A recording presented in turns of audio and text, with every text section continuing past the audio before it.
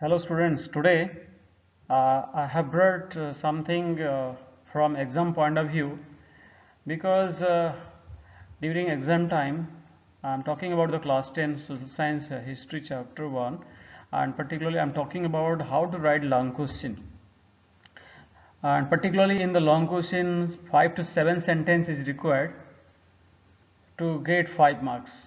And so instead of yes, to write down this 5 to 7 sentence you have to read a lot, but here I have brought in 7 sentence the complete German unification. So let me start step by step here. Yes, now, so always you know that whatever we are studying, we should have a learning outcome. For example, here also that I have said the learning outcome that it is going to develop your interpersonal intelligence among you people. Okay, now let me start with the 1815 Congress of Vienna. All of you know that after the defeat of Napoleon Bonaparte in the Battle of Waterloo, that under the leadership of Duke Metternich, that the Congress of Vienna was held. All of you know that. Let me take laser. That Vienna is in Austria. You can see this yellow part here is the just Austria and Hungary. Before it was one country, now separate country. Now Austria is separate and Hungary is separate. So here in Vienna the Congress was held, and in that whatever Napoleon Bonaparte had done, that undo was done. Again, the whole Europe was redesigned in this. So Italy was redesigned, Germany was redesigned. So here also that in 1815 that the old Germany, that is called Prussia. So Prussia was one of the strong state. So under the leadership of Prussia, that German, there was 39 states were created.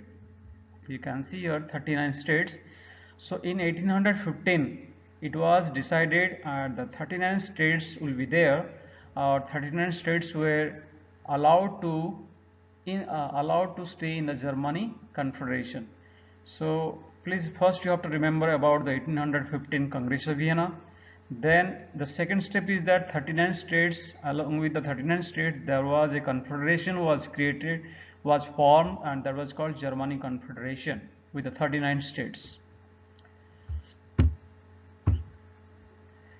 Now, yes, in the third step, let us discuss about the Frankfurt Assembly. So here at that time Frederick IV was the king. Frederick IV was the king. The Kaiser Frederick IV was the king of Prussia. Under his leadership, that there was an assembly. One assembly was organized, and the place was St. Paul Church, and the city was Frankfurt.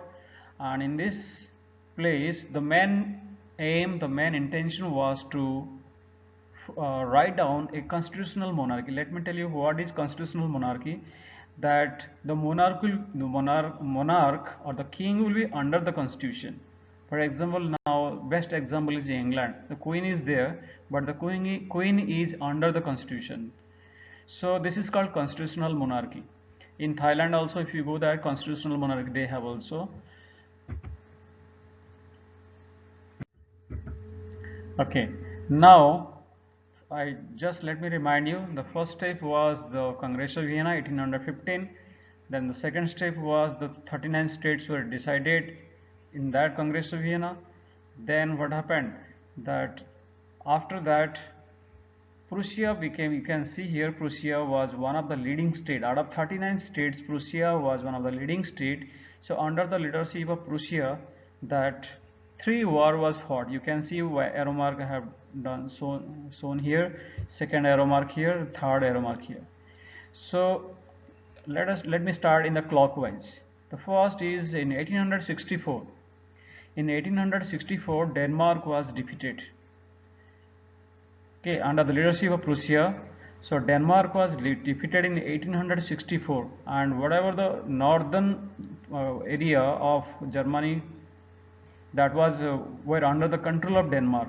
So in 1864 Denmark was defeated and the northern parts of Germany was annexed to the Prussia.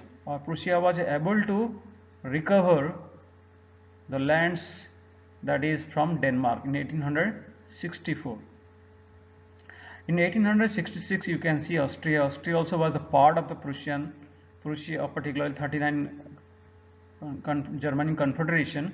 In 1866 that Austria got separated from Germany Confederation. So Austria became separate country, and with this that the areas were under the control of Austria also were annexed with Prussia. Particularly you can say that the newly country, the slowly the Germany is formed here. And you see here, first I told you clockwise, first 1864 in Denmark was defeated, in 1866 that Austria was defeated, and in 1871 now come here, here is the France. The France was defeated in 1871. If you calculate from 1864, 66 and 71, you see 7 years is coming. So there were three wars in that 7 years. The Prussia under the leadership of, let me show you,